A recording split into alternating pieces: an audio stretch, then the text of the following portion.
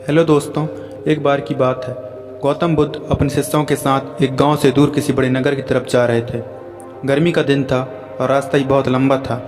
गौतम बुद्ध अपने शिष्यों के सहित बहुत देर से चल रहे थे, जिस वजह से उन्हें बहुत प्यास लगी थी।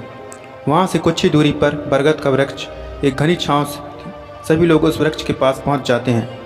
महात्मा बुद्ध अपने शिष्यों सहित वृक्ष के नीचे घनी छाया के नीचे विश्राम करने लगते हैं। बहुत देर से चलने की वजह से सभी का गला प्यास से सूख रहा था। यह बात बुद्ध जानते थे।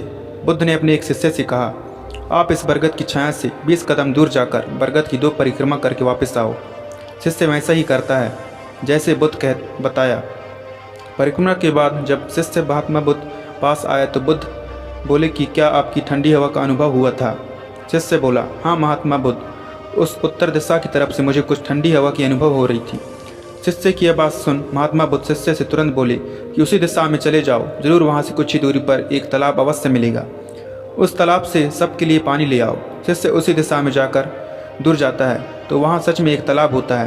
तालाब देख शिष्य बहुत प्रसन्न होता है और तालाब के निकट जाकर जैसे ही तालाब से पानी भरने वाला होता है तभी शिष्य की नज़र वहाँ से दूर तालाब में कपड़े धो रही एक स्त्रियों पर जाती है। यह देख शिष्य मन में सोचता है कि यह पानी तो गंदा हो गया है, लेकिन जब शिष्य ध्यान से तालाब की पानी को देखता है कि अभी तो तालाब की कुछ ही पानी साफ है, इतने में तो 2 बैल गाड़ी जोर से तालाब के किनारे से होती हुई निकल जाती है।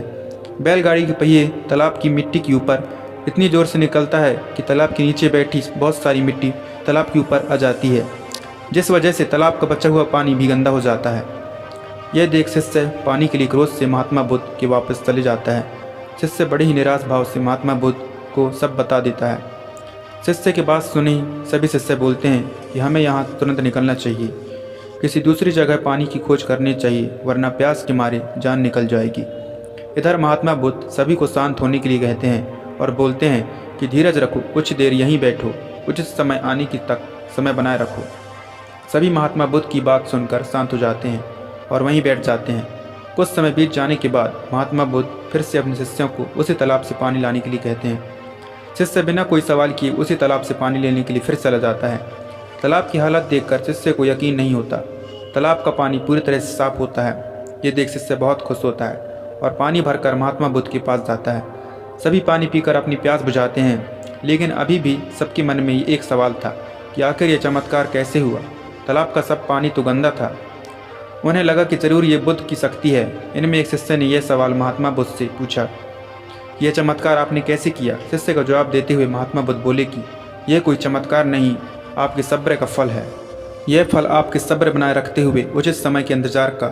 जितनी देर हम सब लोगों ने सब्र किया उतनी देर तक तालाब का पानी के ऊपर तैर रहे सभी गंदे तत्व मिट्टी तालाब के पानी नीचे बैठ रहे थे। फिर कुछ देर बाद शिष्य जब वहाँ तालाब के पास पहुँचा तब तक दूसरी कड़ी नीचे बैठ चुके थे, जिस वजह से तालाब का पानी पहले की तरह साफ हो चुका था। तालाब साफ दिखाई दे रहा था।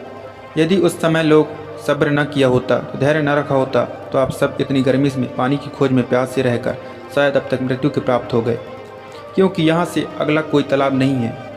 होगा भी तो क्या उसका पानी साफ होगा या नहीं, इन सब कारण आप सभी का प्यास न बुझ पाता और प्यास से मर जाते।